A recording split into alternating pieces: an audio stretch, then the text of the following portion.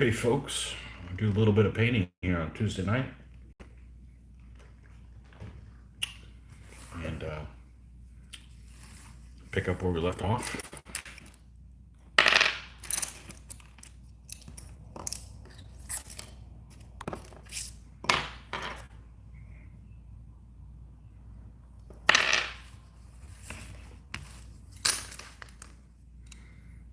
That's what these guys right here.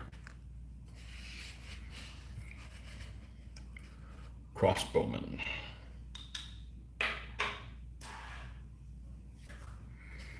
That's what we've been working on for my medieval German army. 3.0 conversion for them. Alright, so let's get cranking. Got one guy left to do. Clear myself out of a spot. I have encroached myself here.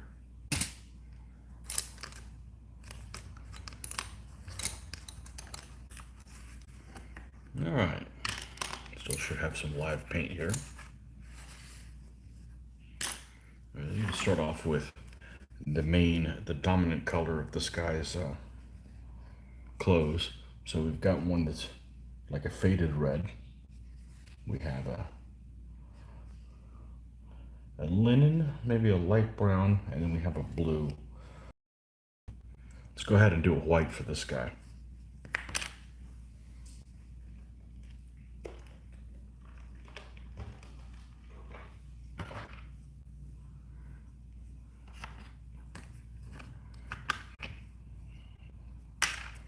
Let's get a little more of this.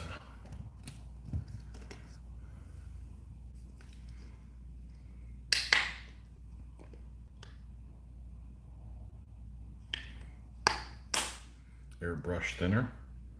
I've used it a lot. It's only used maybe 10% of this, so it is expensive, but it goes a long way.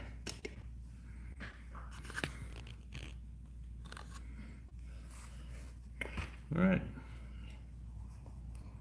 white it is. Now we can do a little spin on the white. We don't have to use white proper. We can use an off-white color, like this pale sand. Or don't we have like a skeleton bone or something like that floating around here? I think we do. It's exactly what it is. We're going to use this. Okay. Army painter.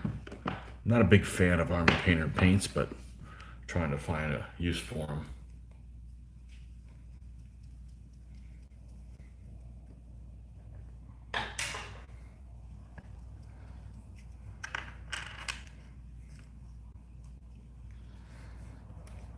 To get them involved in the mix as well.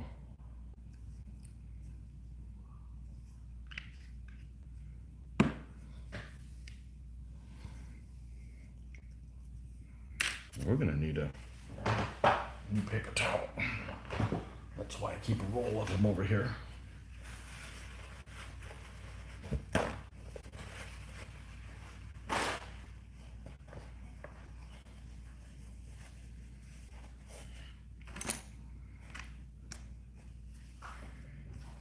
Hopefully we get some people to come by and say hi tonight. Otherwise, I'm going to peter out. Probably. Alright, I just figured I'd give it an attempt to get something done tonight on paint-wise. Alright, so here's the color that we're going to paint the entire figure in this. Not the entire figure, but everything here.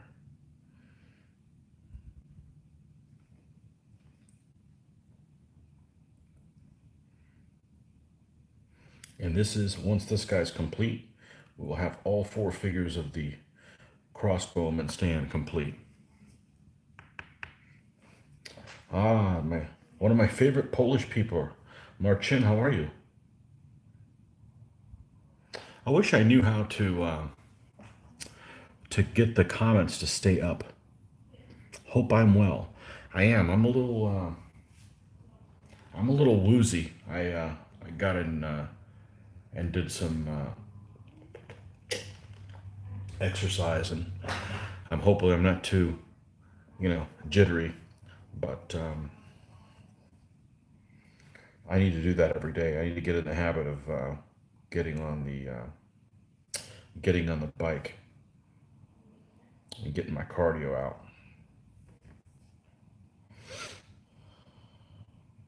But yes, all is well. My Hungarians, however, are not doing as good. I don't care. It's fun to talk about it, but I really don't care. After you lost 500 games, who cares? Or in my case, 800 games. It's uh, it's not important anymore. It's just sad for those. It's just sad for those guys.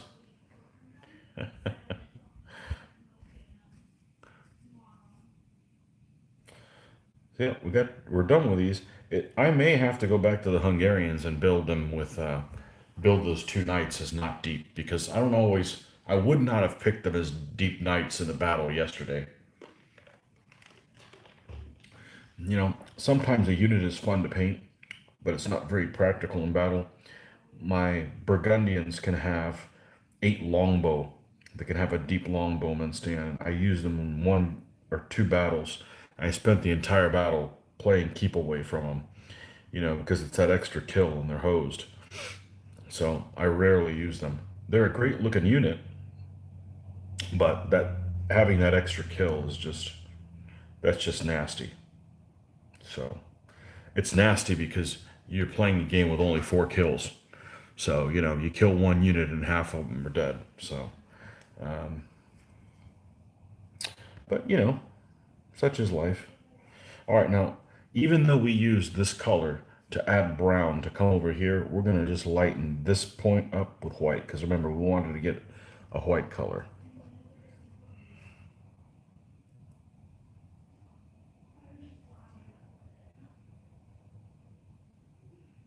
Somebody had mentioned that they thought the symbol on this, uh, on the pavis here, for the, I don't know if it's really a pavis, it's just kind of like a big shield, but I think of a pavis as being something more substantial than that, but maybe it's just a small one.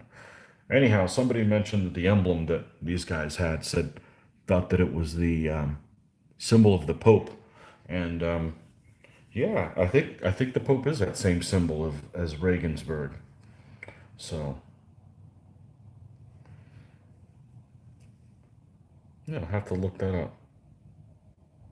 No, I have no intent in building a papal army. So I do have an Italian Condana army that is waiting in the wings to go to town on it. I'm looking forward to that. My buddy Joe ended up building an Italian Condado army, so that kind of took the wind out of my sails for me building one. Not saying I'm not going to, but when somebody in your game group builds an army, there's not a big incentive in you building the same one. I mean, there's only 530 or so armies, so why are you guys fighting over the same one kind of thing? You got first dibs. He built them. He can have them. But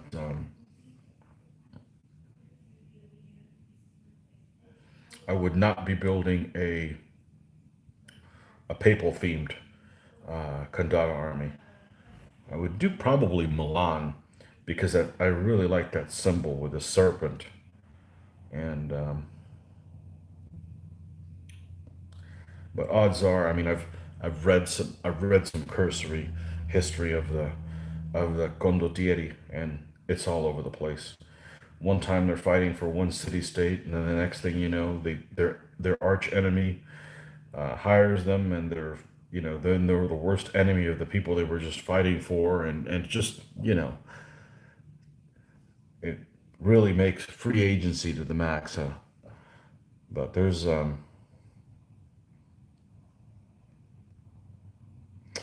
definitely a reason you could put multiple city states in your army with that. I mean, you could have some Milanese and Florentine, and so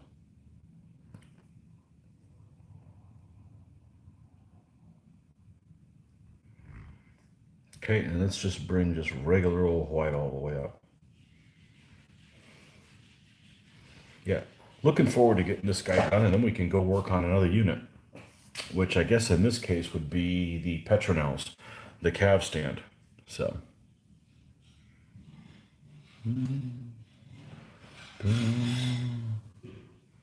because I don't have Polish support. We'll get that. Oh, there's the Germans and the Poles right there. John Peter, good evening for you. Yeah. What's the good thing about you guys in Europe?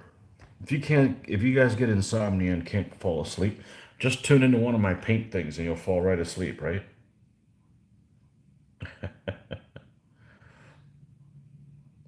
I do my best painting in the morning. I used to be way back in the day one of those people that would stay up till 2 o'clock in the morning.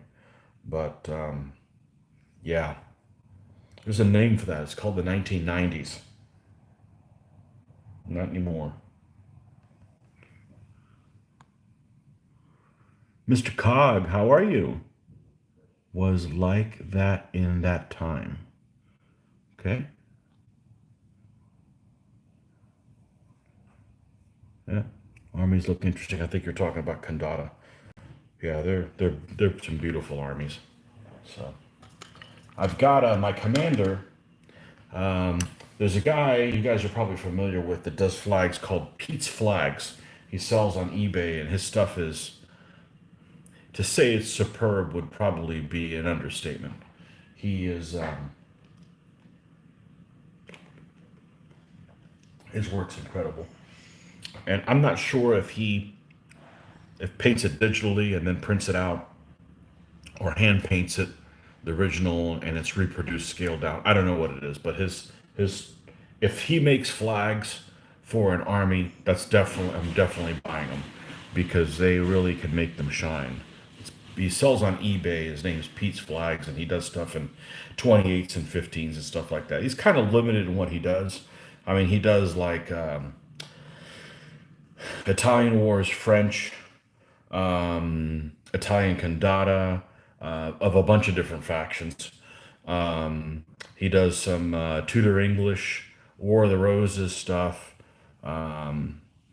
Basically, mid 1400s to mid 1500s is really the zone that he's in. I don't think he's got any Polish flags, but yeah, go get them. No Polish flags.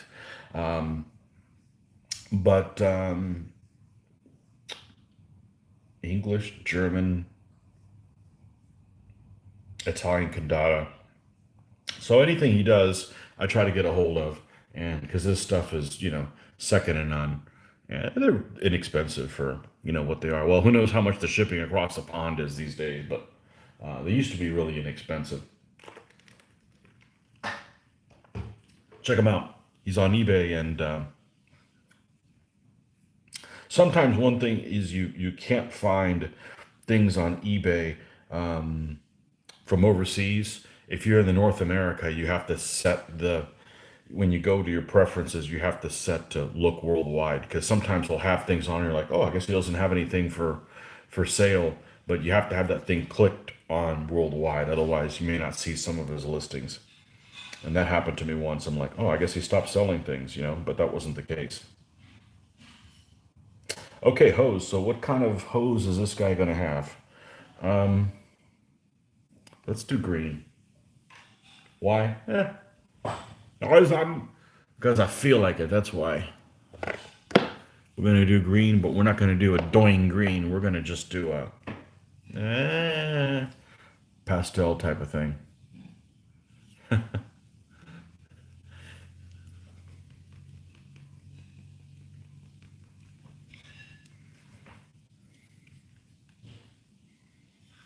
One of these days, I will finish my 15 millimeter Italian Candata Field of Glory Army. It's far down in a painting. Okay.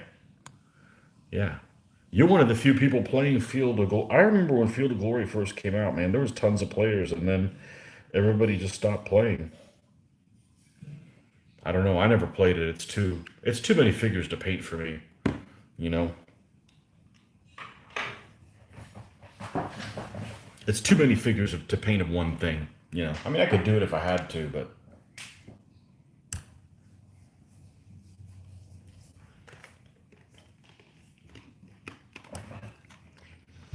I wouldn't mind playing other rule sets. I just don't want to be the point guy on it. Like I'd love to check out Mortem et Gloriam Pacto. That's their small scale, DBA sized, or maybe a little bit bigger than DBA type, and just see how that kind of plays. But I look, the game I play could be better, but I kind of use it as a catalyst to get things painted. So yeah, it could be better, but whatever, I'm fine. I'm more of a painter than I am a gamer.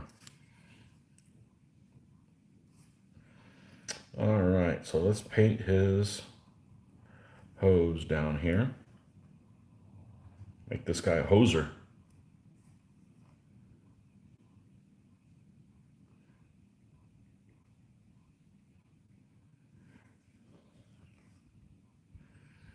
Yeah, there's only a handful of armies that I just absolutely would not paint, that just don't interest me in the slightest. And most of them, if not all of them, the reason I'm not interested in them is they either don't make figures dedicated for them, which means I'm going to have to fudge them, or they're very much a monotype army. So, like for instance, let me give you an example, because as soon as I stop something, well, what army is it? Something like the Maori. The Maori are all blade, and I think somebody actually does make. I think MY Miniatures makes Maori figures. They might only have one or two poses, but it's all solid blade. It's like every element is a unit of solid blade. So what's the point in that? Kind of like the guys that were the precursors to the Aztecs, the Toltecs.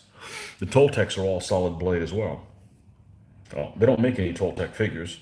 I guess you could probably do some kind of mix of um, of pre-Columbian type of figures and get a Toltec like look. But when you get to the end of the scene, it's still all solid blades. So that's no fun. All of one troop type is boring, you know. So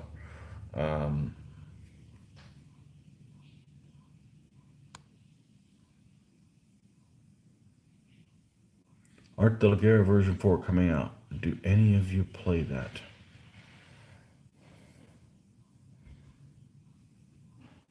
I do not. I do not play Art de la Guerre. So there's some things that are holding DBA back, in my opinion. And Art de la Guerre doesn't solve any of them. It has some cool things, but it doesn't solve any of the things that I think DBA could be better. For me, other people want to play it, that's fine too. I'd probably play a game of it and probably enjoy it, but about the Mortimer Glory rule set when it was released, yet to play it. See, that's what would happen to me. Yeah, I was never one to buy a set of rules and be the point man and learning how to play it. And as I get older, I'm less likely to do that also because it's not that I don't want to learn the rules, but it just seems like it's just like work. You know what it is? I'm tired of explaining things to people because I do that all the time at work, and people don't listen either. I don't know.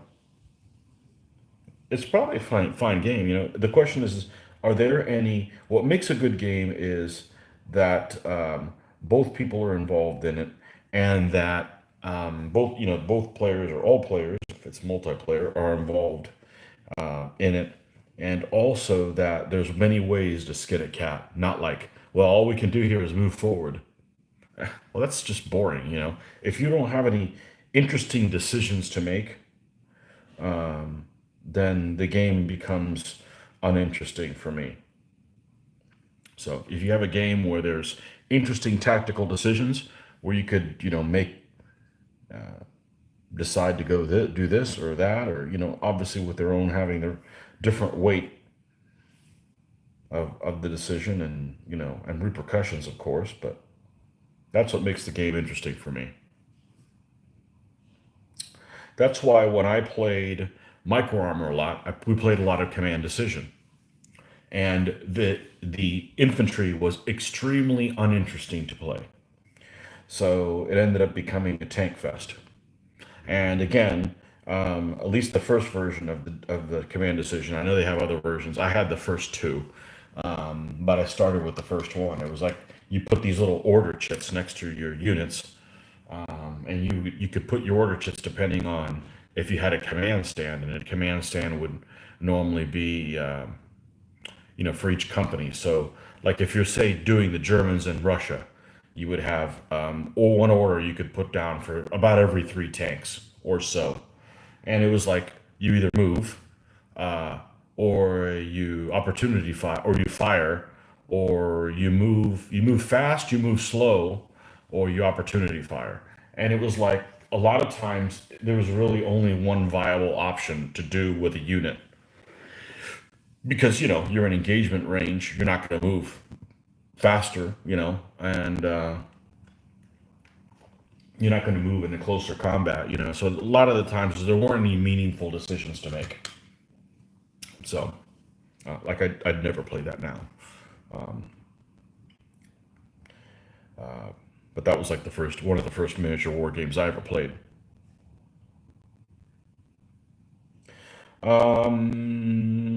Right. Time to do the crossbow, and it died. The brown frit died. So we will have to bring it back to life by putting another little dab of it here. And let's see. Just finished 2 Viking armies. Both are all blades. One almost all 4 blade. The other one almost 3 blade. Very simple to play against each other. Like the look. They aren't boring for me yet. Okay. Vikings. People love their Vikings. Luke and Mitch each have a Viking army, and it has not seen much action because there's not a whole lot of variety in it. I mean, I love Blade, so don't get me wrong, but I don't want a whole army of just Blade.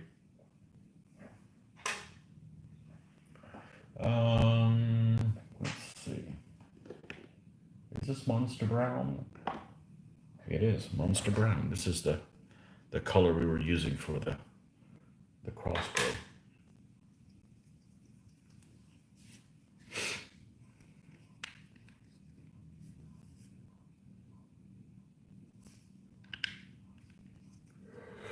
Whew. What time is it? 8:15 almost. I'm already burning out. I've been up since 5 and probably got, I don't know, 5 hours of sleep last night.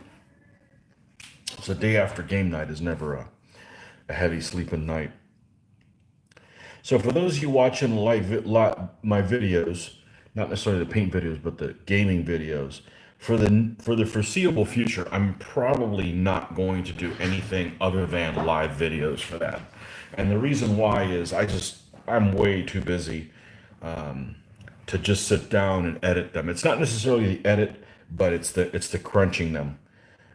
It's crunching them and then exporting them. I just don't have time for that right now. So it's either means you don't do any videos or you just do live videos, which kind of take care of themselves. You film it and then when it's over, YouTube does this little magic thing, but I don't have to edit it or anything. Of course, the catch to it is you're limited by 720p resolution. You can't get 1080 with that yet. I'm sure they'll probably be able to do that. It's another point. It's a bandwidth issue. It just doesn't allow any mobile streaming at anything higher than 720. So, but it's either that or no videos. So it's a hell of a lot better than no videos. The videos that are short, that are 15 minutes, those aren't a problem. Exporting and all that stuff. And the other ones aren't either. They just tie up my damn phone for freaking a whole day where I can't use it, and I have to make sure it's not falling asleep or so it doesn't get jammed. And it's a lot more it's not difficult. It's more pain in the ass than may seem apparent. So we're just going to do the live videos for the time being on game night. The plus side is you'll get to see it immediately. You don't have to wait 2 or 3 days afterwards. Live videos are fine because we can comment. The downside is you don't show the players and the armies in detail, but you can fix that. Well, there's a plus and a minus side to everything, isn't there? My only gripe is when your comments come in, okay, they come in on my screen, they stay on there for like maybe 6 or 7 seconds. And after that, they disappear. So, like, right now, I don't see any comments. So, if I want to see, let me look at John Peters' last comment. I've got to like tap the screen. And in doing so, I'm jiggling, it jiggles the phone.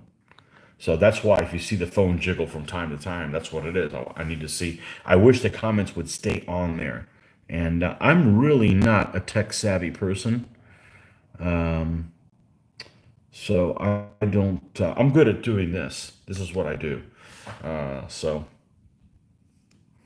for those of us that are not tech savvy, the problem is this. Technology changes so fast, and they want you to keep buying the latest and greatest and just throw money at the problem. That it's like all you're doing is buying new hardware, and very few people really know how to use it to its full potential. But they don't care. They just want to send another product, another machine, so that they can make their product. But and I don't do this type of stuff for a living. So to get home from work and then I have to relearn how to use something that I used to know before is just really, really frustrating when I could be painting, you know.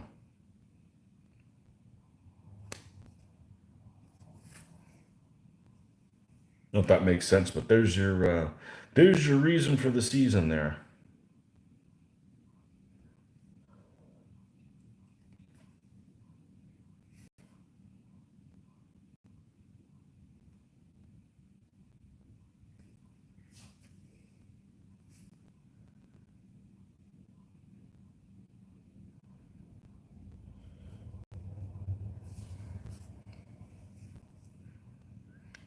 Throwing money at the problem, man, I hate that.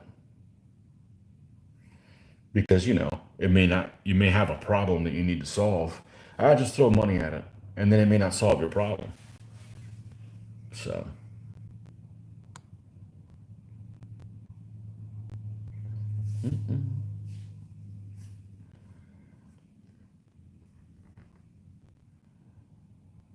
we do the crossbow now, then we'll do the flesh. We'll do his little helmet. Start working on the accoutrements, like the little bolt bag and his shield.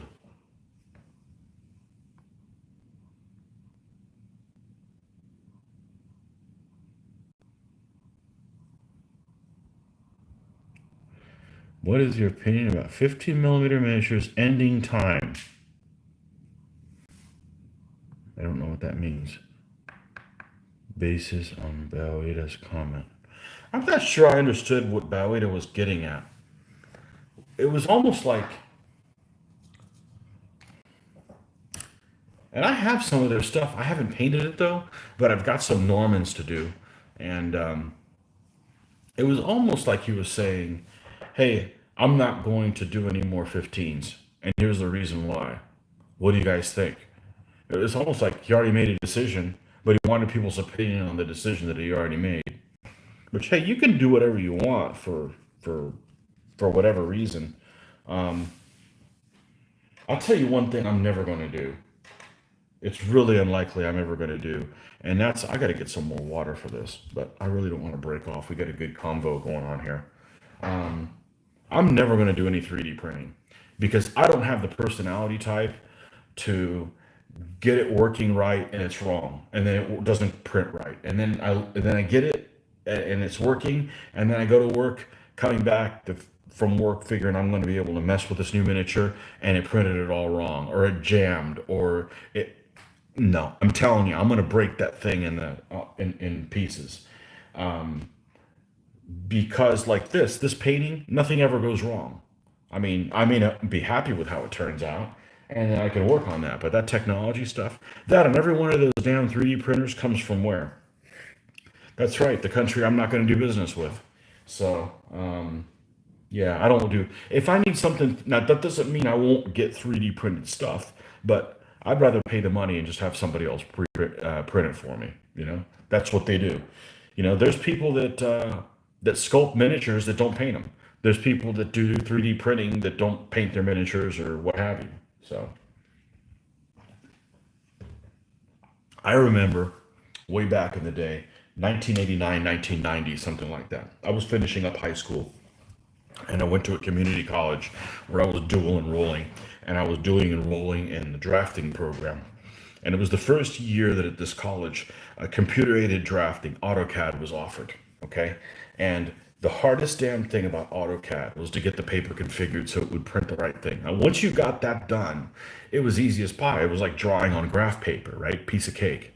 But just getting the paper to realize, okay, this is the full paper, and to print the whole thing, what it should have been super easy was the most complicated thing.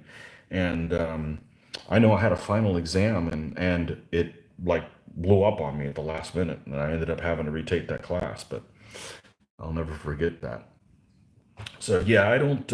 I like computers when shit works right, but when stuff stops working and there's nobody to ask and nobody can figure out why it's doing that, I'm like, I want out of here. Um, you're happy to just pay more if it's needed, but I do not want plastic figures. I bought some gulls that are painted to a high standard, and I like the looks, but I'm disappointed they're plastic. Does the paint really stick to them? And if so, what in the hell do you do? I got some 20 millimeter plastic stuff I want to buy. There's a company called, they're out of, I want to say they're out of Ukraine, but it's weird. There's a couple of these Ukrainian companies or Russian companies that there's more than one that has the same stuff. And we're talking like 1/72nd scale figures. There's a company called LW, and there's another one called Evolution. And they're like the same thing. They have the same molds. This particular one has a set of Soviet World War II tank crewmen, and they have some in dismounted positions and dismounted poses, and including one of them that's like carrying a bunch of Molotov cocktails slash vodka bottles, whatever, and he's got a big smile on his face. And there's another guy that's got a DT machine gun that's been pulled out, and he's carrying it like he's going to go get into trouble or stuff like that. So some guys with some really real personality, but they're plastic figures. So I'm wondering, some people's like, hey, you got to put PVA on them. Some you got to wash them in detergent. I don't know. I just, that's just like it's difficult when you've been painting for almost 40 years, and all of a sudden you got to go back to square zero, and like you don't know what they even do. So I don't know what other people do with that. But for hand sculpted minis, the digital stuff has too many details just because I can do more details. Okay. They stick so far, but I'm very careful with them. Yeah. The one thing that the plastic miniatures have as an advantage is if they drop them on the ground, they're not going to break. They don't weigh as much as, say, our lead stuff. Like if I drop this thing on the ground, it's over. This thing is just going to fall into, I'm not a million pieces, but every piece it is, it'll break into it. If it was plastic, it just wouldn't weigh enough to crush itself. So, use plastic primer. What's plastic primer? Can I use this? Or, I don't know.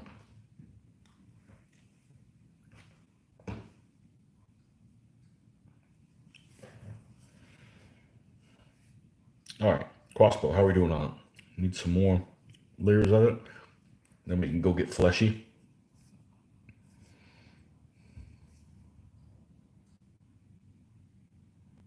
Hey, I'll admit I don't have all the answers to everything. Some people are afraid to do that. Like I know, like the videos, you guys see my game videos. I lose lots of times. I'm not trying to win. It's not that I'm not trying to win that bad. It's like losing. It's not that big a deal. It's like somebody's got to win and somebody's got to lose. I'm just having a good time. You know. But I know one person in particular that would never do the things that I do because they wouldn't want people to think that he's human. I'm like, well, that's why I don't like you, because you're not real.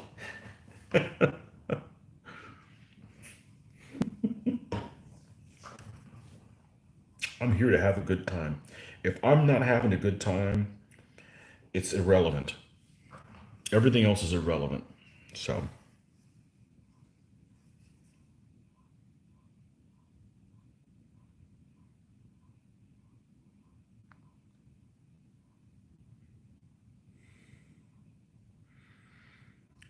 okay, Mr. Cog, good evening. Have a good night. This is the wrong one. We need to use the first one. I shouldn't have shook it. There's lots of this. Yeah, there we go. Lots of this stuff. Look at this. Look at this just bubbly mess. I forget. It's just habit. Let's just grab some of this right here.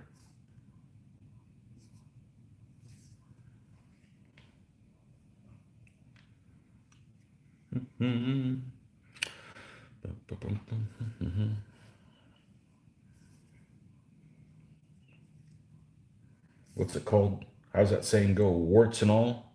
Yeah, that's our videos. Warts and all.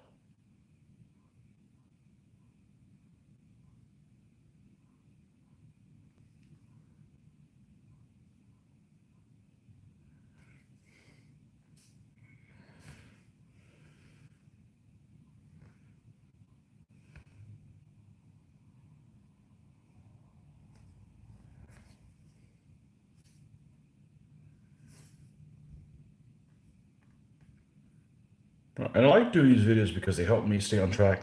And I gotta believe that it's gonna show folks like how long things take. Because a lot of the times, like, oh man, that looks really good. Oh, it's taking you that long to do it? Oh well, I don't want mine to look that good. Well, it is. It's a time commitment. Do you want to spend a couple hours on a figure or more? You know, I've spent 4 hours on a figure before, which is why I don't want assembly line. Because that means if I am assembly lining 4 figures, I might have to spend 20 hours before I see a single one of them completed. So I'd rather just spend 3, and then I get to see one guy done. It's like a little reward along the way for me. But if assembly line works for you, hey, it works for you.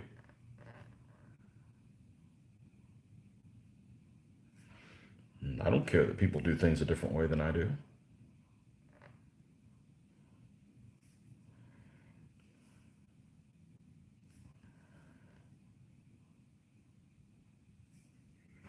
You do you, right? That's a 2021 saying. You do you.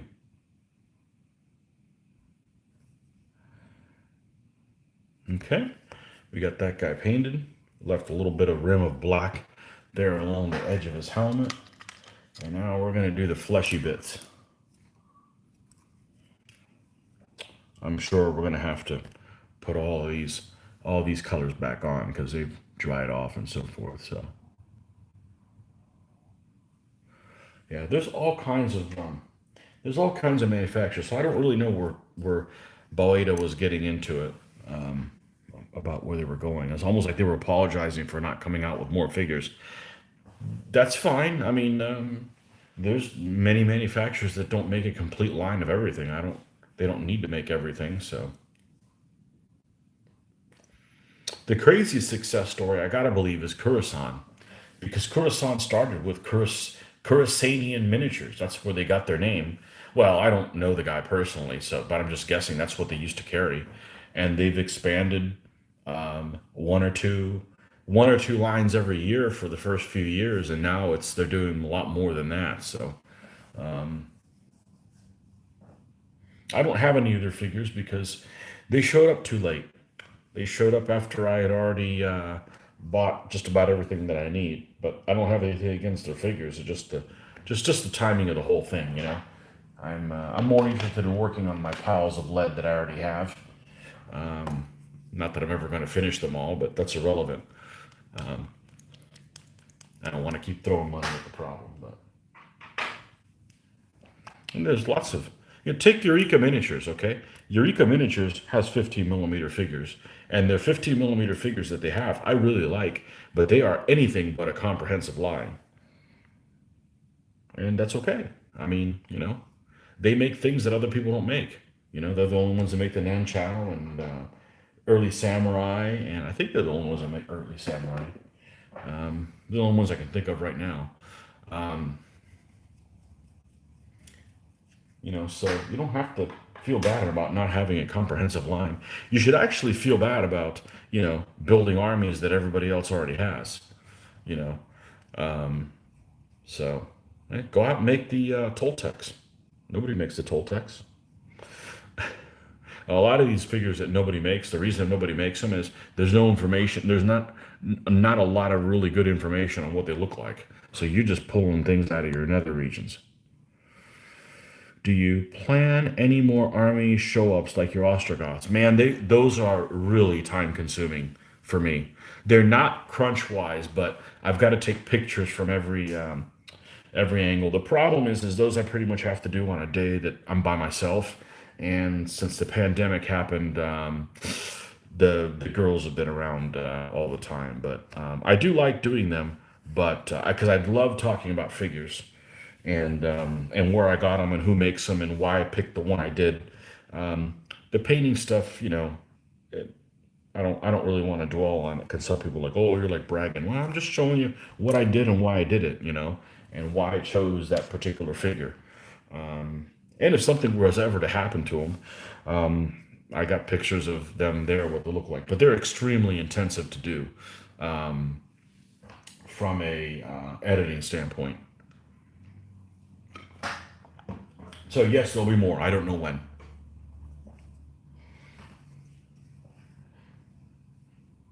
I do not know when. I can't do them right now. I got some Poles to paint, so you get that. I do have a Polish war wagon, and that's one of the I can use them as allies. So you'll be seeing some Polish guys in war wagons, which I actually came across some guys the other day too. I don't know if these guys are Polish. I got some other figures that look a little bit more Polish. I'll show these guys to you. Is this a couple poses? Yeah. These look almost more Russian than anything else. They got the. Let's see if we can do this correctly. They're from Essex and they got a fur hat. I think that's the two poses they have. Is there another one here? No. So I may use those guys for the polls. I think Boeing was over investing in 48 scale tactic. Yeah, let's just invent another scale while we're at it. But they can do whatever they want, man. That's how business should be run. I totally believe in a free market. So, 148 scale tactic, yeah. They were starting that thing. I don't know. The 28 sell well because a lot of people start with a Warhammer. I didn't. I never played it, so I have zero love for 28 millimeters. Now, 20 years ago when I started doing this, there weren't very many 28s that were historical or that I even liked. Now there are lots of manufacturers that make gripping beast and footsore and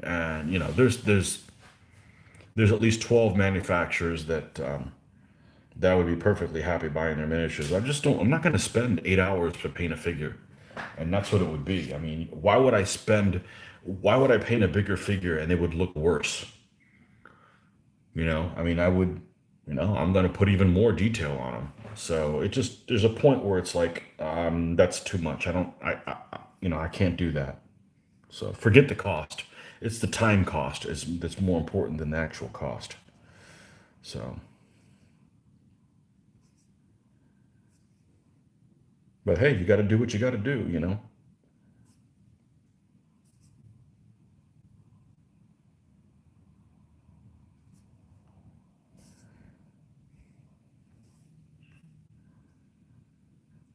right, let's paint this, all the flesh with this darkest of shades.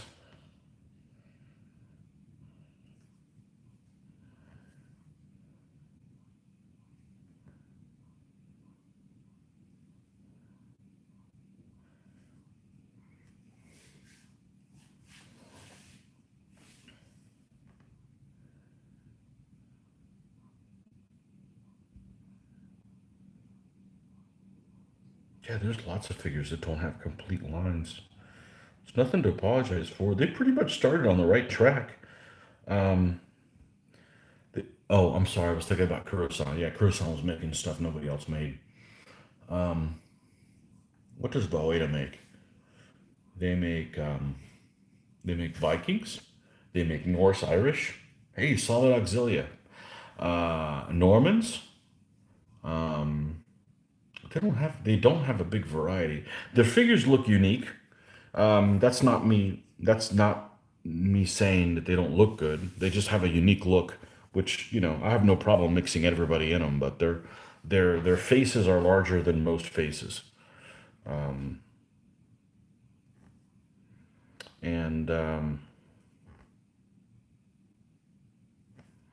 yeah, I'm sure it's an investment, you know, but people are finicky though. There's any number of reasons that people won't buy your miniatures over. So it depends what you like. Like, there's one figure manufacturer that 10 years ago people were gaga over, and I never understood it. I've never liked them, and that is the Corvus Belli.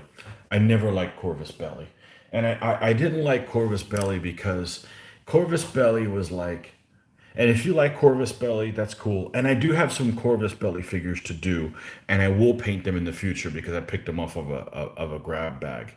But the problem with Corvus Belli is I feel like they put the two worst attributes of Essex Miniatures and who else together? Well, they have weird poses. Okay, some of their javelin guys are just they're in weird poses with the javelin, like many Essex guys are, and they are very short-legged and they have round features. They don't have a lot of their details are very round, but lots of people. There's lots of people that are fans of them. I'm just not one of them. So that doesn't mean I won't paint them. I don't think they're all that. But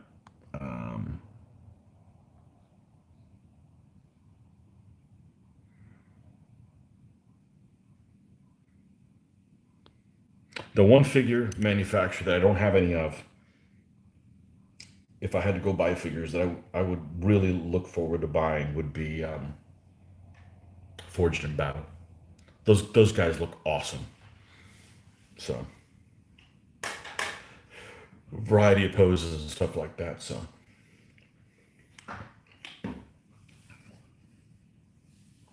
okay, back to the fleshy bits.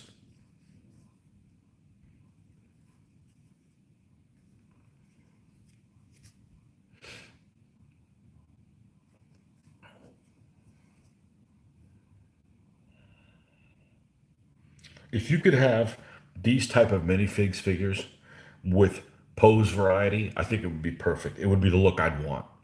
And the reason is they have a look that reminds me of,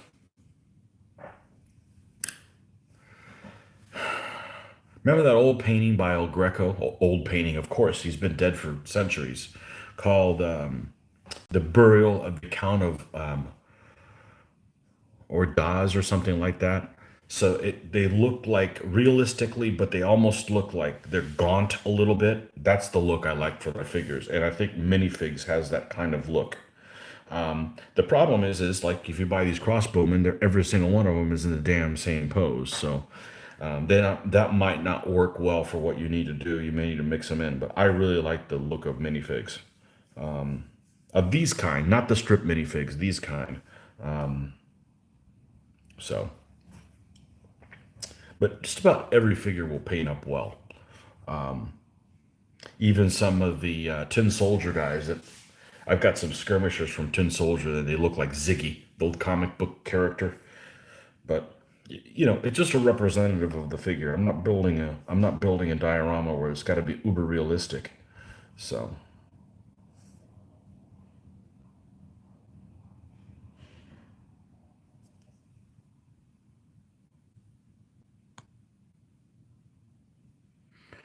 that's unboxing openings for 15 minutes to give people some clues. More is we starting from museum miniatures after Forge and Battle and Zeitstops. Okay, they're fun to do. I enjoy watching other people's. I like hearing. I like you know. It's like okay, what's in there? You know, you get to see not only what it is, but how it comes packaged. You know, and you can check it out online, saying, okay, this person saw A, but they received Q. Like, well, that doesn't look like what's online. So yeah, I like seeing unboxings.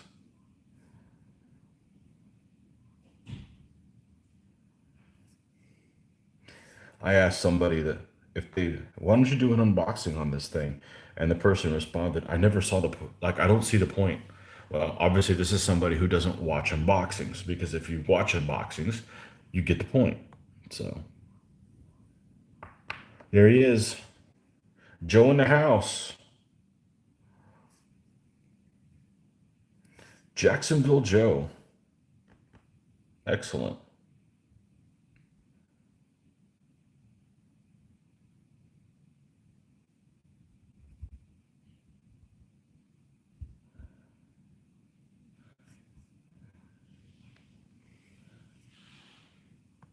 Hmm.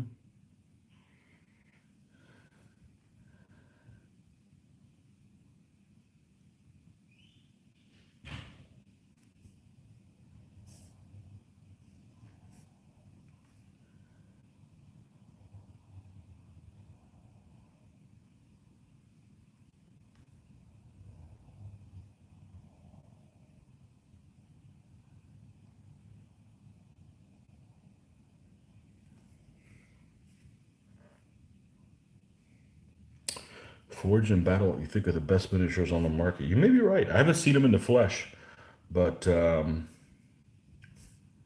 look good. Oh, wait a second. Aren't Mitch's Spartans? I think Mitch's Spartans are actually Forged in Battle. I'd buy them if I didn't have them. I don't care that they come. They're not set up for DBA packs, and you have extra figures. I don't care about extra figures. I need to work out lifting things.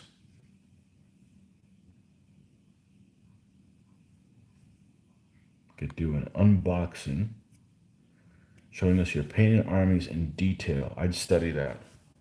Well, that's kind of like the videos I've done. I think I've done three, right? I've done the Some Chinese, Ostrogoths, and my Ottomans.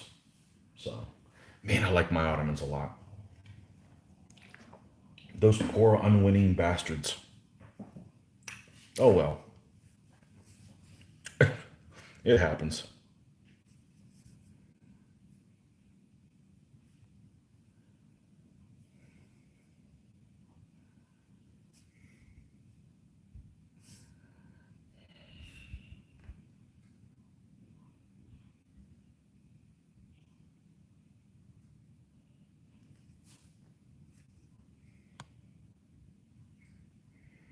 Only 30 more to go. You're right. You're right.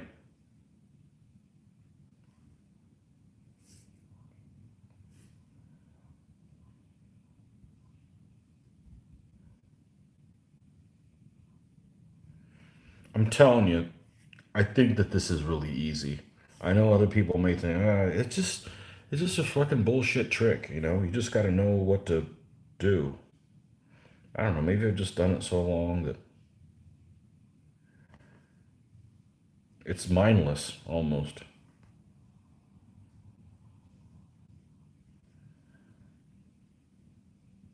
It's just not quick. You know. I mean, yeah, you could speed it up, but I want to try as good to do as good a job as I can when I do this. So I don't want to be done with the arm and like, man, it looks really good. But if I'd just take a little bit more time, I'd be a lot happier with it. I don't want to think those thoughts. So, but they don't perform any better in battle. You know, that's irrelevant. So,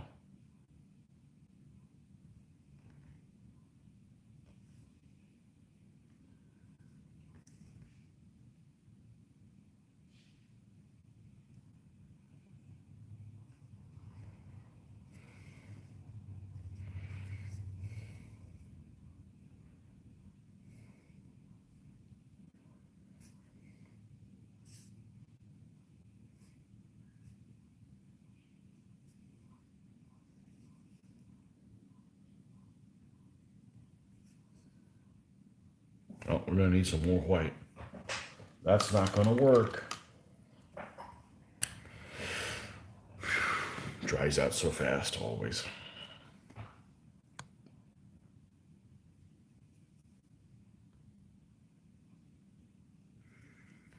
Shazli, hello. Oh, I like that little symbol. That's a cute little guy. Nice. Welcome, welcome.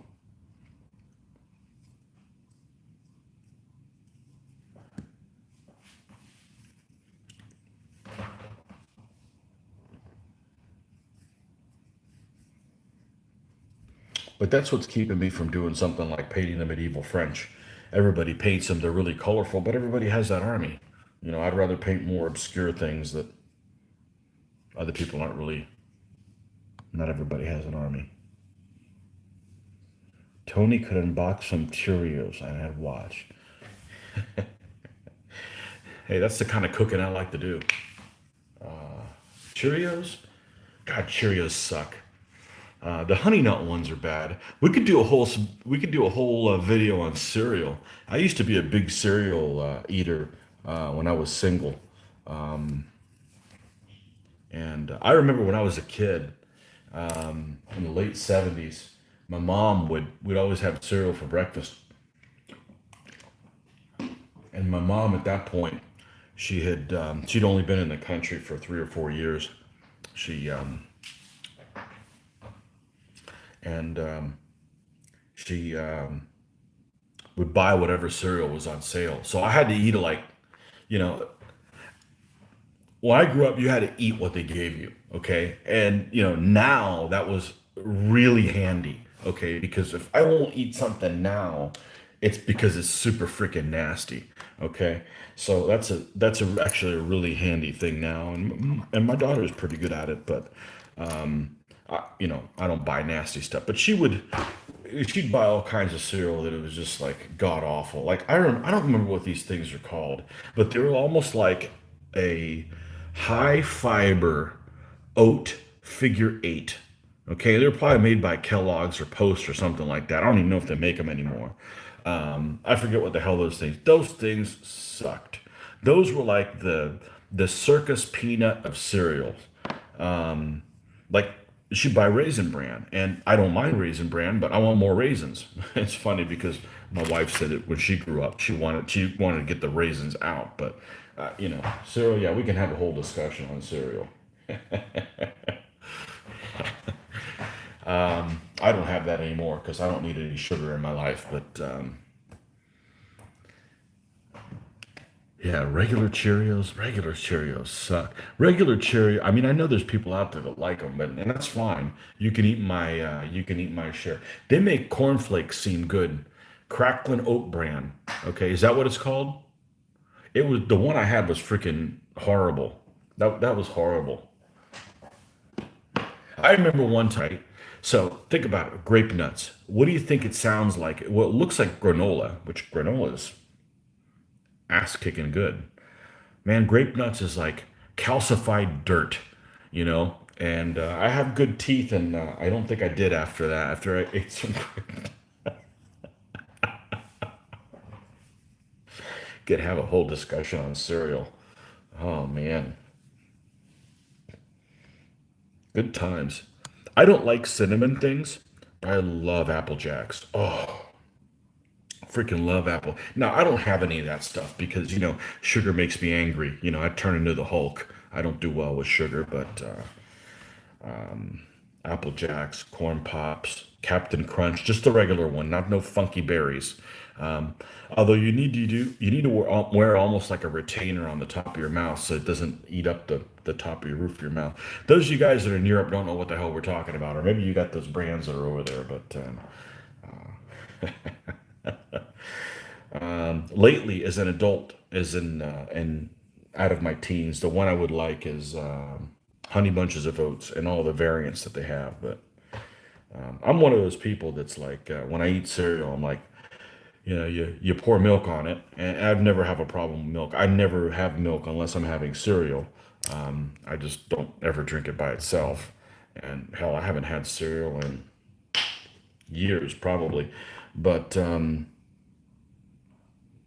you pour yourself some cereal and milk, and then invariably there's milk left over. So you need more cereal. When you pour cereal, now there's not enough milk, so you got to pour more milk. And then you got too much milk, so you need more. Well, you know what I mean. You don't buy one box, when you go. So,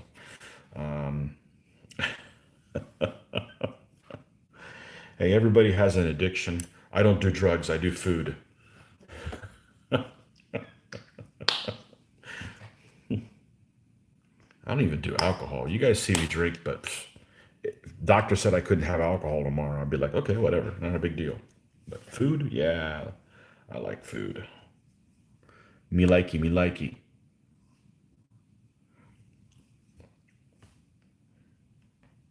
Honeycomb. Remember honeycomb?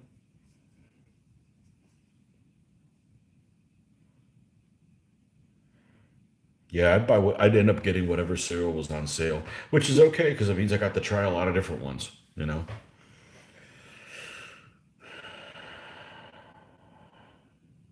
Okay, let's keep building this guy's color on up.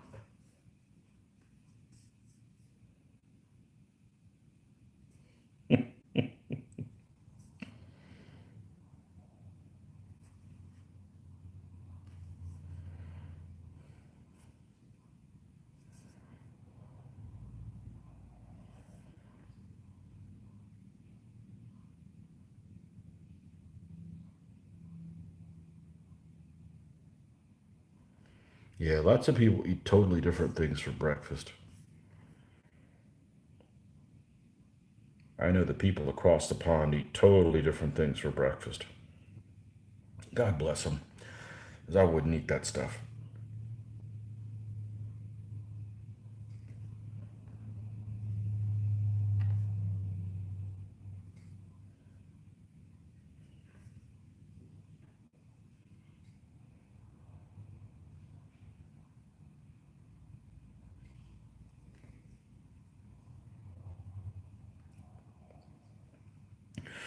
Bring this guy just a tiny little bit up.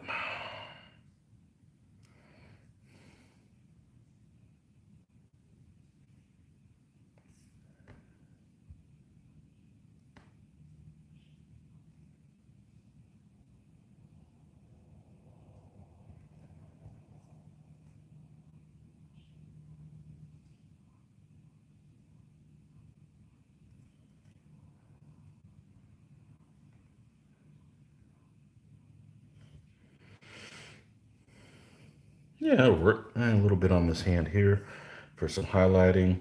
And then the fleshy bits are done on this guy. Okay.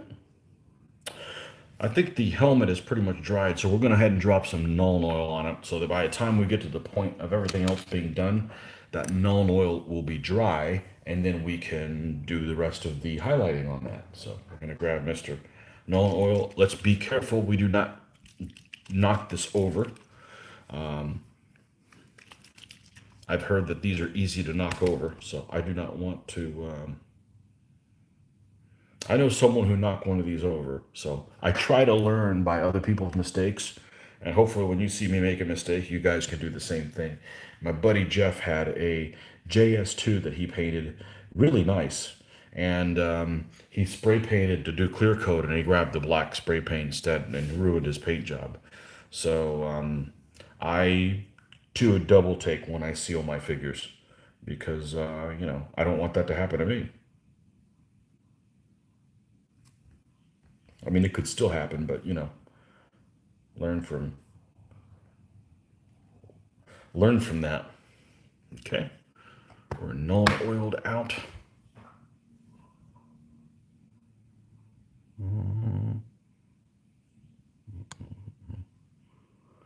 Porridge on the water add. Porridge on the water, add some nuts and blueberries. Porridge, that's like cream of wheat or something, right? Cream of wheat, or what's the other thing? We don't have porridge here in the United States. Maybe you do, but I like nuts. I like fruit. Fruit's always good. Fruit kicks ass.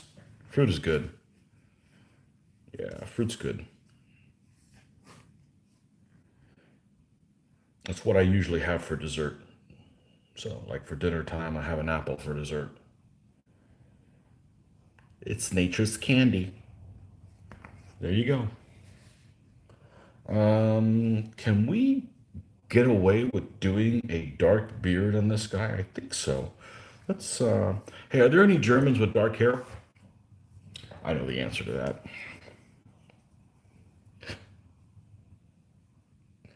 Yes, but they're not real Germans. Well, this guy's gonna have brown hair. He's just gonna have to deal with it. He's imported.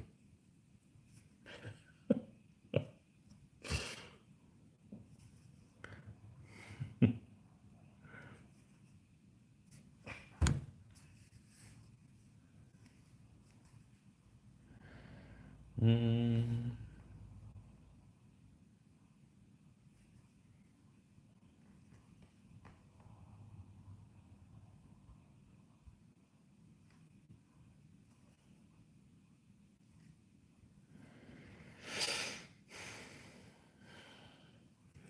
Well, it doesn't seem like what I did earlier really affected the jitters that I had. So I guess I guess it's okay to exercise before I do painting.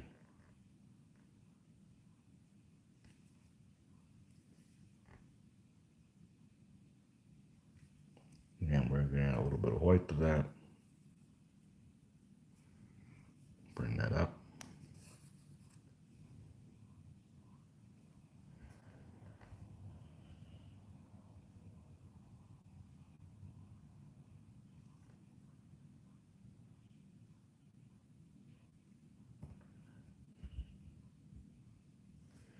The other thing I like about minifigs is their faces aren't super dominant.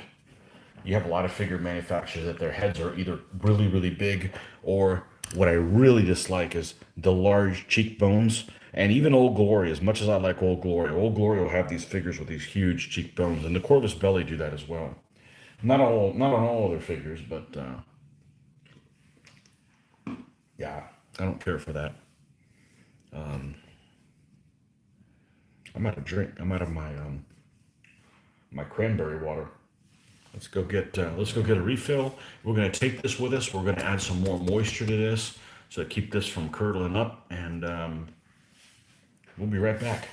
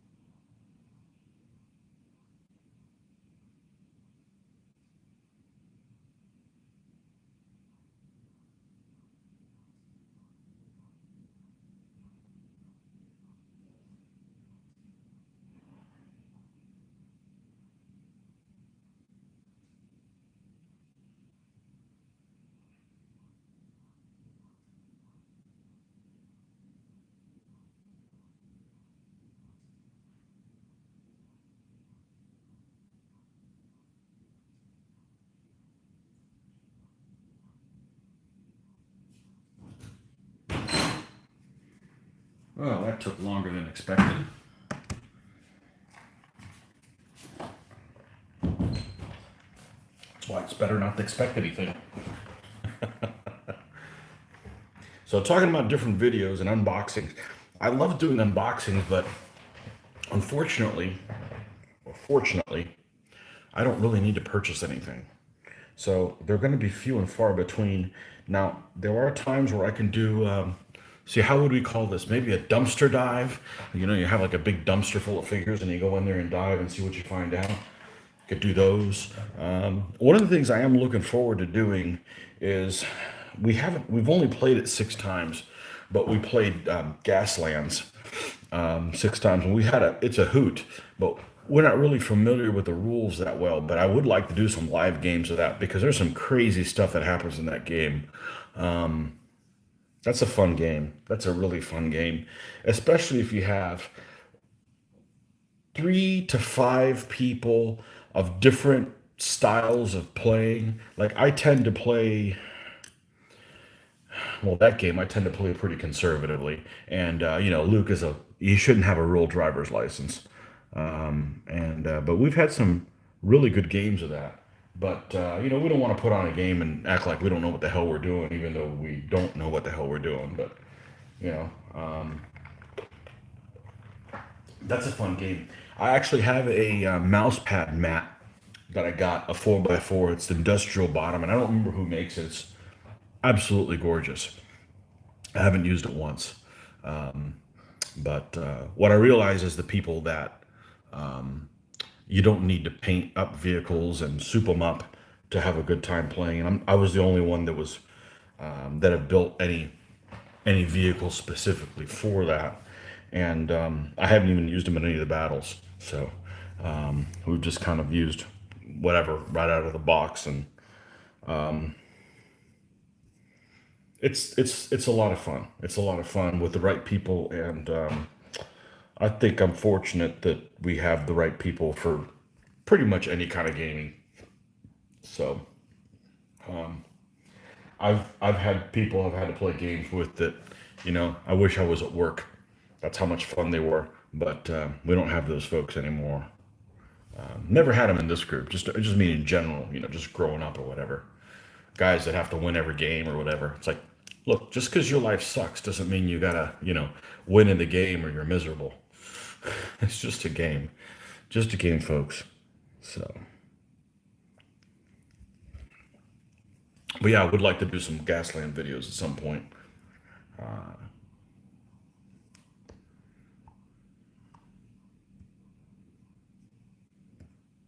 But for the most part, I used to prefer games that were very detailed from a standpoint of narrative building, than as opposed to something like Gaslands, where as opposed to something like DBA, that's very vague and abstract.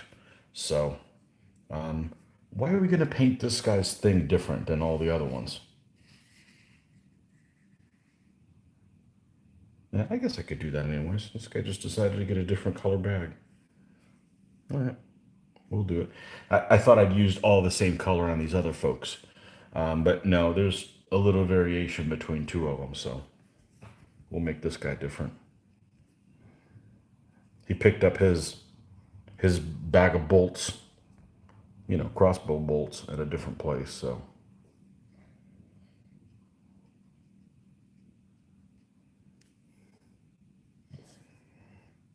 we're going to attempt to paint tonight until we're done with this figure. That's the goal. So, short-term goals. All right. Let's let's go darker than that.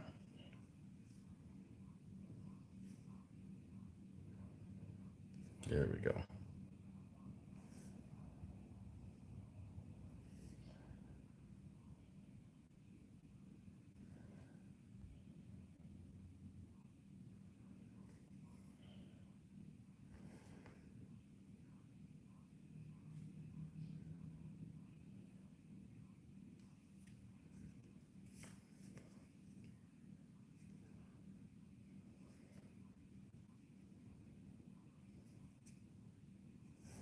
But yeah, as far as 3D printing, that I have zero interest in getting into that. That's just going to cause me more frustration than it's worth.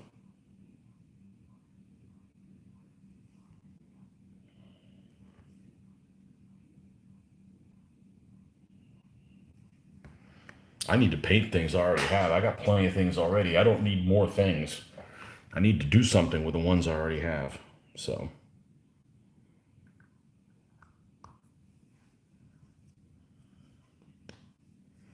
that's why we're doing this.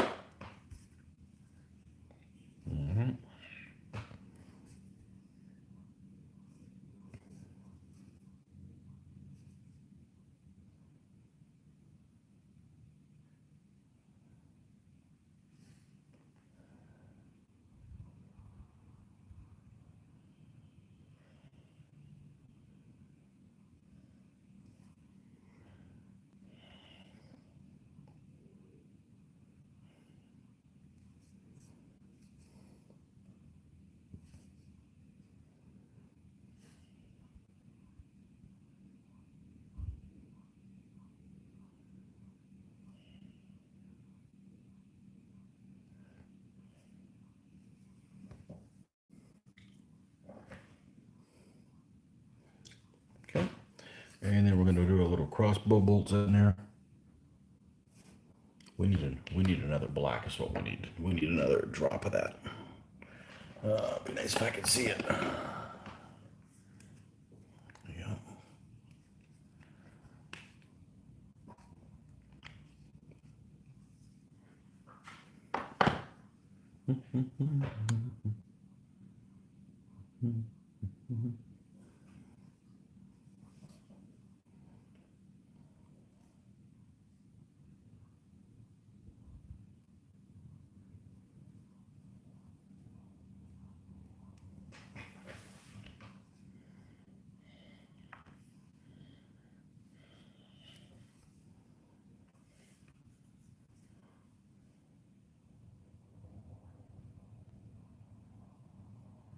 Yeah, I remember growing up, I used to play with different folks, and there's several people that they had to win every game, or they would come up with excuses why they didn't win. I'm like, look, the other guy's trying to win too, man. There's probability and luck. You need to just, you need to be thankful that you don't win every game.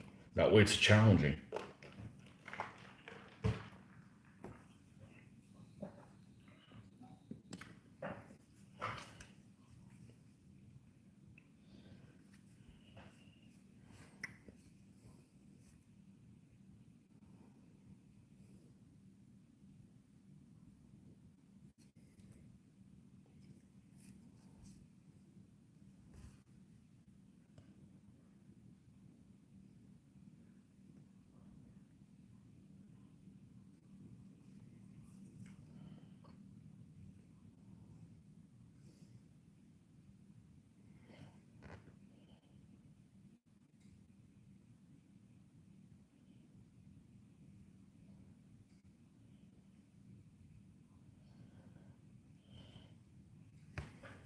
Okay.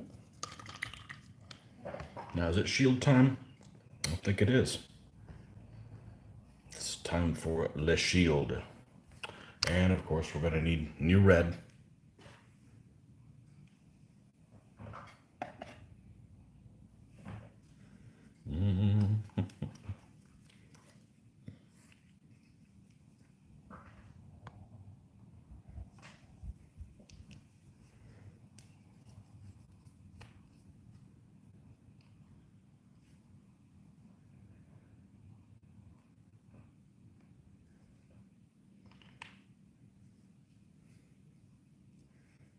And I don't mind doing board gaming as long as the board game looks good. It doesn't have to be, stellar looking, but it can't be like distractingly ugly. Or how about I have to I have to not find it unattractive. How about that?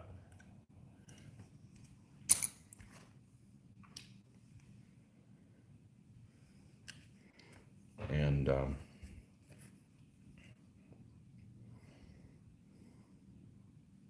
Yeah, I've played many board games in the past.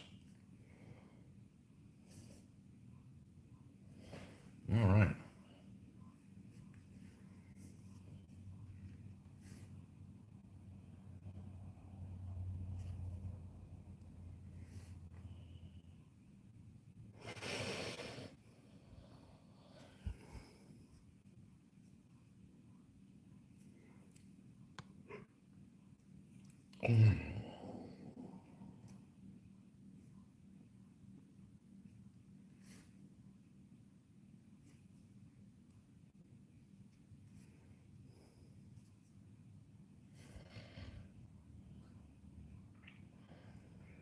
So after these guys are done, we're going to roll into the cavalry, and then we'll do the war wagon for this army.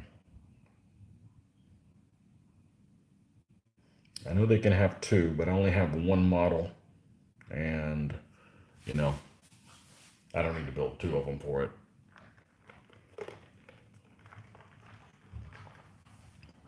Let the Hungarians be the ones that have two.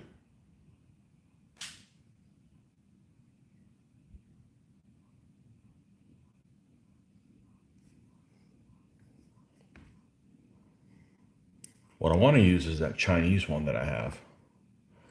But unfortunately, that goes in an army that I'm going to have to, if I redo that one for 3.0, I got to make a lot of different changes. Southern Dynasty's Chinese changed significantly.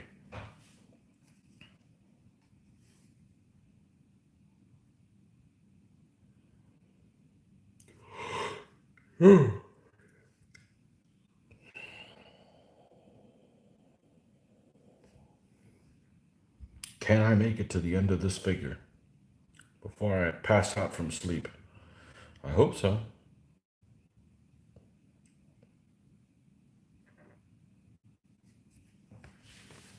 All right. It's time to get crazy.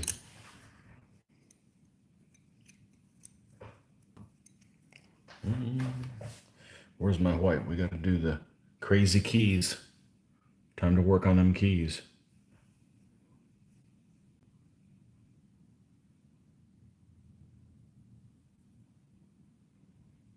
A little lighter gray in that.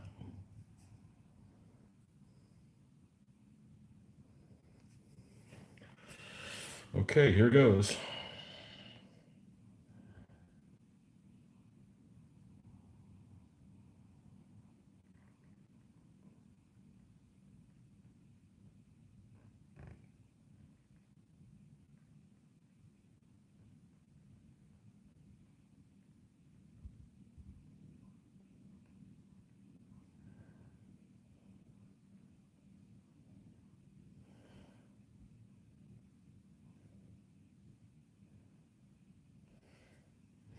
Yeah, so here's the basic shape that we have of those crossed keys. All right. And we can clean that up with a little bit of red if we need to. As a matter of fact, I'm going to go through all of them and clean them up a little bit when all four of them are done.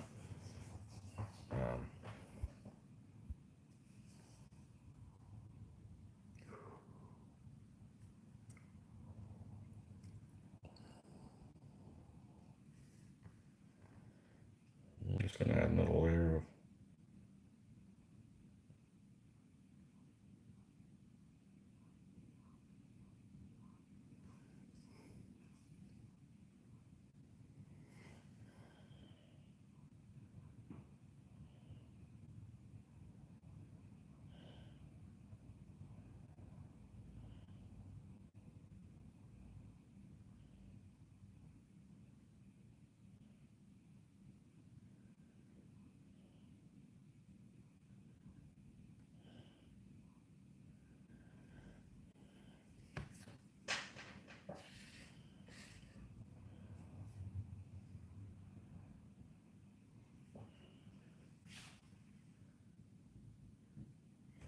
So it begins.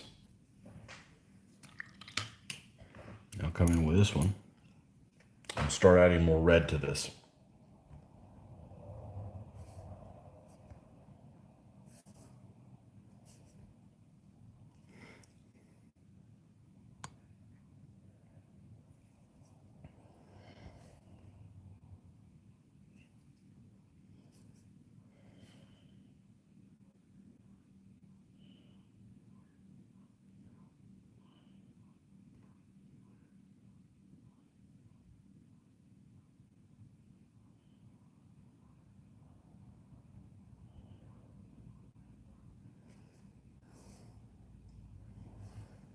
So for those of you planning on going to Historicon, they still haven't announced.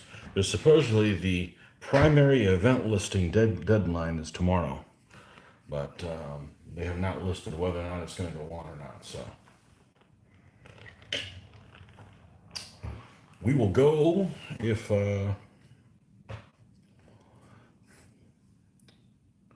they can guarantee it's not going to be too restrictive. So who knows? I don't think it's likely that we're going to end up going to Historicon. No, we'll see. I know you got to have to be patient with these people and their announcements because, they are volunteers. If it wasn't for those folks, I don't know any of them, but if they didn't volunteer for this, then there would be no convention because some of us aren't going to do. That's not what my hobby is putting on conventions for folks. So I appreciate when other people do that. But at the same time, I'm not going to come up with some extensive schedule of games like we did last year and then have the rug pulled out from under me. I'd rather just say, we're not going to go this year. So, but it'd be nice if we could just make a decision tomorrow when they haven't even made a decision on the convention. But, oh well, it is what it is. So, I don't particularly want to go and it ends up being really restricted. My whole purpose in going is to hang out with folks that have my common interest. If I can't hang out with folks, then, what's the point even going?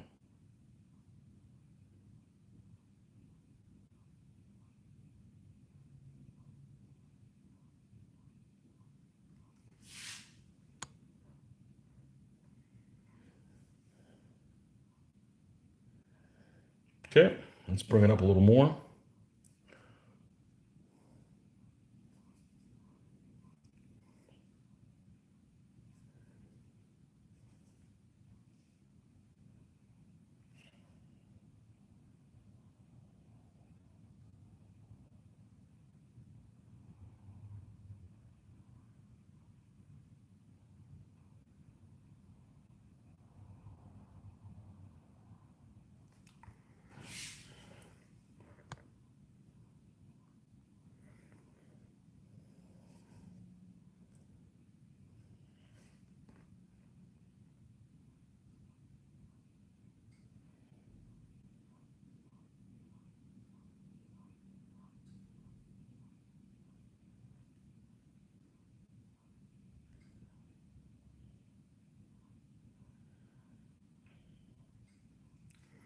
Okay, and then we're going to do the same thing we did last time. We're going to take this color here and we're going to highlight it using this light yellow.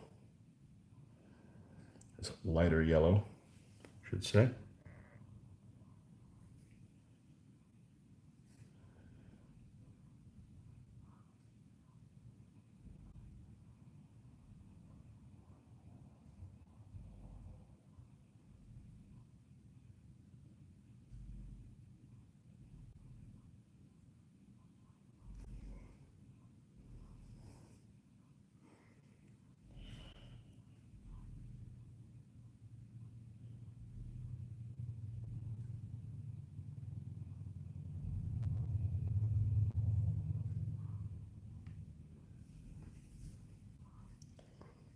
So far, so good. Give a little bit more lightener and then go over again, and that should be good to go on that.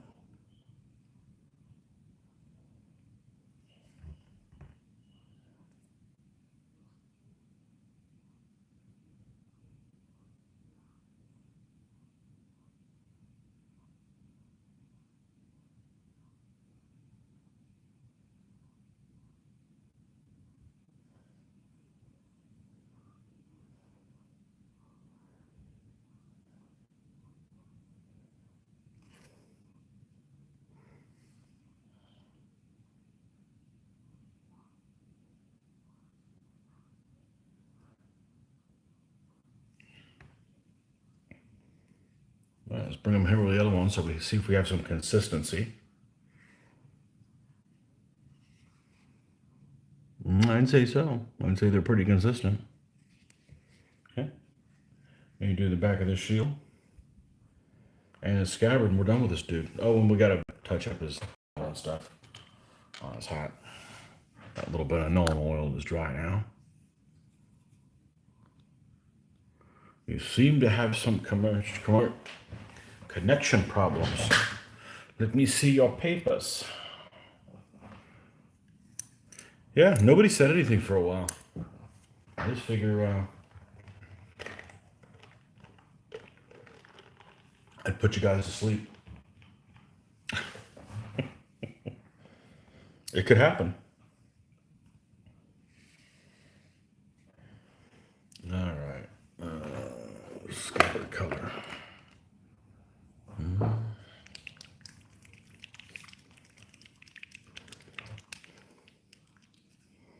Yeah, big draw for me to paint this little war wagon is I get to put an Imperial Eagle somewhere on there. Yeah, good stuff.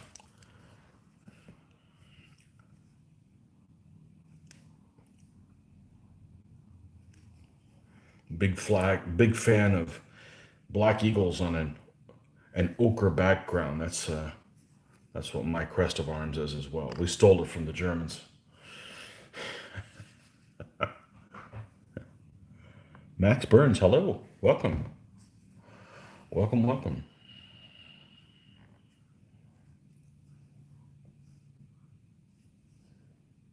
And get some of this on here.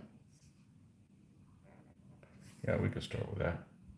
And we're just gonna come in here, do that. Now I'm gonna touch up all these keys another day. I just want to get to the point where that's where I'm at as far as finishing this.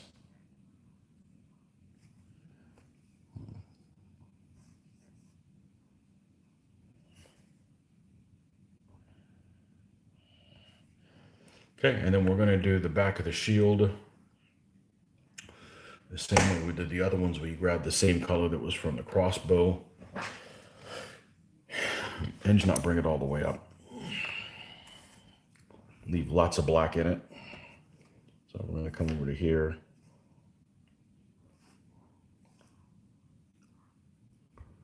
And we're gonna paint the whole back of the shield in that color.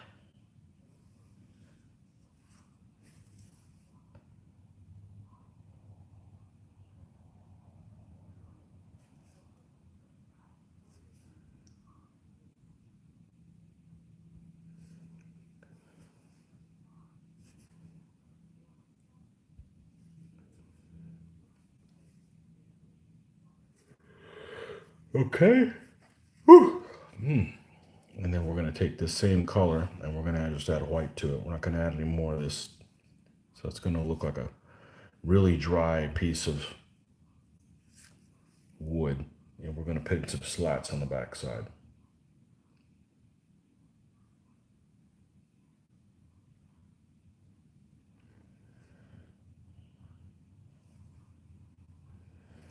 And we're going to come in here and lighten it up a little bit more.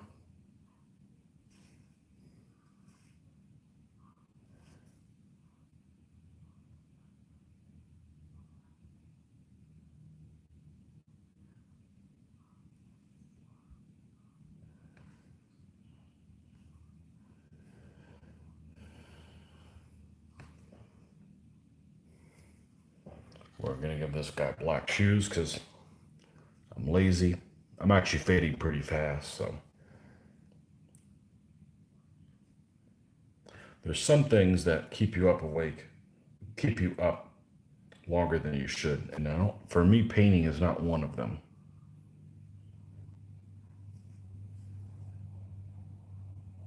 It doesn't mean I don't enjoy it. It just means that it's just not something that I'm stressed out about.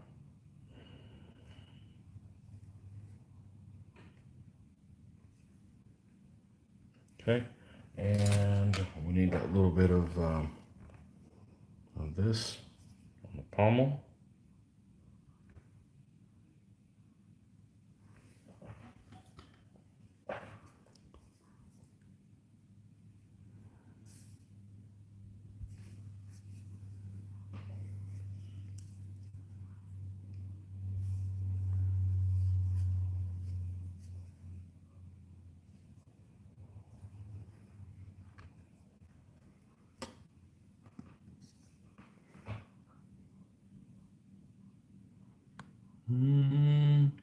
More Hungarians. No, these are actually troops that for my Germans, my medieval Germans that are to fight the Hungarians, but they're not 3.0 compatible.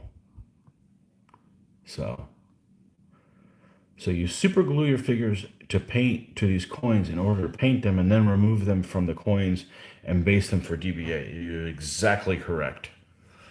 Yes, these pennies get reused.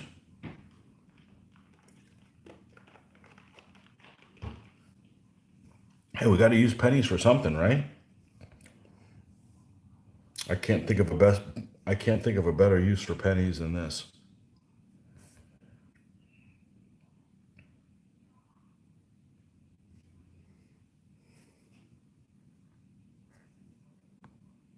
Why don't you use a wood glue or something less strong? Because I gotta wait for wood glue to dry. And the fact that this is strong means it's never gonna fall off on me. I got lots of super glue, and you just take a X-Acto knife underneath it at an angle and pop them off.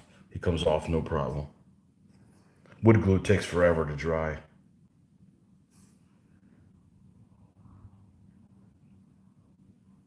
Usually when I'm super gluing these guys down, I'm ready for the super glue to dry so I can just do the prime them and then get to painting.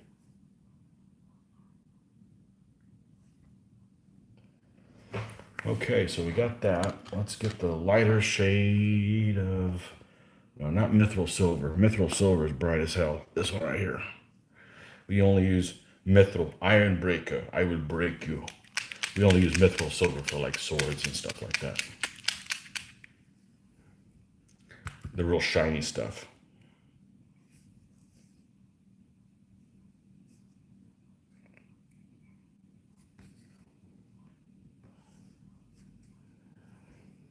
I will break you.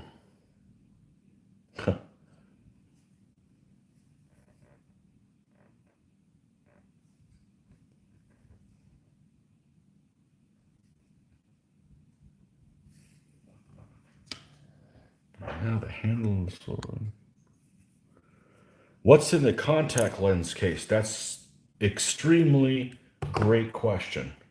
This stuff that I now swear by.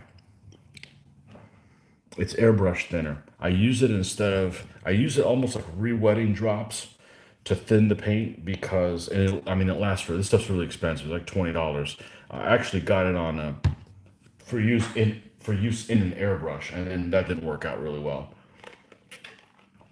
So I decided to try it by using it like this, and man, I've been happy with the results. So yeah, so I ended up getting a set of, I use contacts, but this one looks totally different. Actually, this was somebody's idea. I was using, what was I using before? I was using the top of one of these. And somebody says he should use a contact lens case. And I don't know who it was, but it's their credit. So, hey, everybody's got good ideas. So, yeah, it's this allows some of it to still last. But this is interesting stuff. It's wet like water, but it's almost slippery, like even more slippery than saline. And it smells kind of alcohol.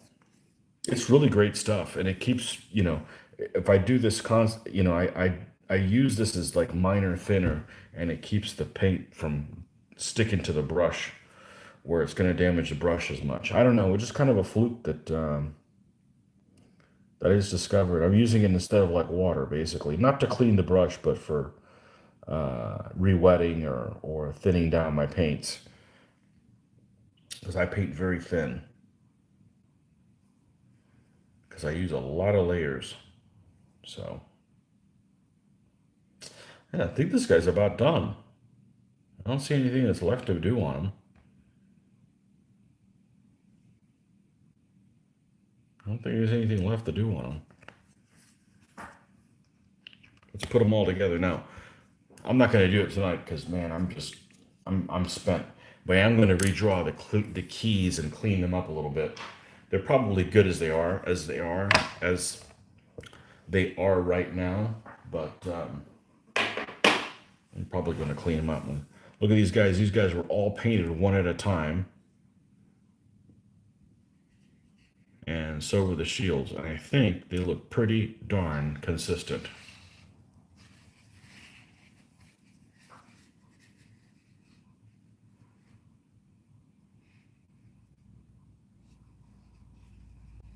So this is one stand of Crossbowmen. 4 figures going on a stand. It'll be a 40 by 20 millimeter stand. And yeah, there you have it. Okay, well, that's it for me tonight. It's 9:35 and I am not an eye owl. So thanks for stopping by, and we will catch you guys next time. Happy painting, folks. Bye-bye.